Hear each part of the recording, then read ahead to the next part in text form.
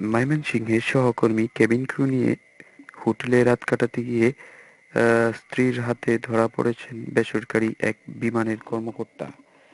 এ ঘটনায় স্ত্রী নীরা বাদী হয়ে সোমবার কোতোয়ালি মডেল থানায় মামলা করেন। পরে ফয়সালকে সোমবার আদালতের মাধ্যমে জেল হাজতে পাঠানো হয়। অভিযুক্ত এই ব্যক্তির নাম মীর ফয়সাল আহমেদ, বয়স আনুমানিক ৩০। তিনি বেসরকারি বিমান কোম্পানি নভোএয়ারের কাস্টমার সার্ভিস বিভাগে কর্মরত আছেন।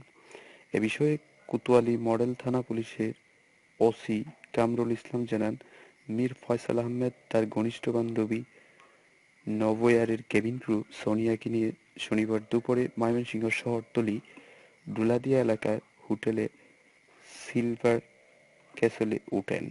বিষয়টি ফয়সালের স্ত্রী নীরা জানতে পেরে পরের দিন আত্মীয়স্বজনসহ হোটেলে এসে তাদের হাতে-নাতে ধরে ফেলেন।